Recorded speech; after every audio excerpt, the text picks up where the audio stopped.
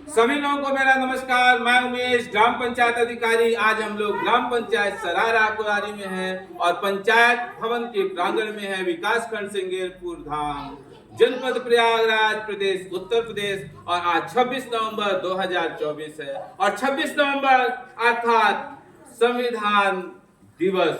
और इस दिन संविधान दिवस के रूप में हम इस दिवस को मनाते हैं। और 26 नवंबर 1949 को हमारा संविधान बनकर तैयार हुआ और भारत का संविधान जिसको बनाने में 2 वर्ष 11 माह 18 दिन लगे हुए।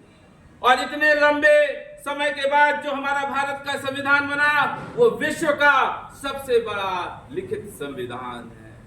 The Constitution of India is the largest written document. And friends, हम सबको मालूम है कि बाबा साहब भीमराव आम्बेडकर जो कि मसौदा समिति के अध्यक्ष थे और प्रारूप समिति ड्राफ्टिंग कमेटी के आप अध्यक्ष थे, और आपने उस समय गरीबों को, असहाय लोगों को, जरूरतमंदों को किस प्रकार से शिक्षा मिले इसके लिए प्रयास किया। और बाबा साहब जिनकी अगर आप जीवनी पढ़ें, इनके विषय में पढ़ें तो ढेरों यातनाएं, ढेरों कष्ट, ढेरों अपमान, शायद कोई सामान्य व्यक्ति होता तो वो जीवित ही ना, सर्वाइव ही ना कर पाता। लेकिन बाबा साहब जैसे विद्वान, गुणी और कर्म में अटूट विश्वास रखने वाले व्यक्ति ने लगातार शिक्षा को अपना अस्त्र बनाया और इतना ज्ञान अर्जित किया कि भारत ही नहीं विश्व के कोने कोने में आपको आपकी बुद्धिमत्ता की वजह से जाना गया।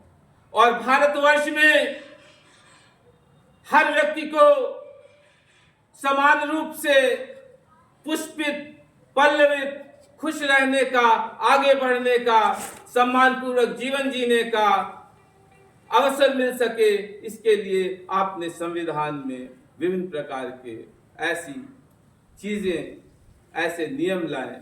तो आपका समाज, इसीलिए समाज का जो ऐसा तबका है जिसको हमारे समाज में तिरस्कृत किया, अपनों के बीच ही जब अपनों ने अपमान सहा तो दोस्तों वहीं आपस में प्रेम की जगह जहर घुला। और जिस समाज ने, जिस परिवार ने, जिस देश में ऐसी बीमारियां लगी वो पूरी तरीके से उसका अंत हुआ।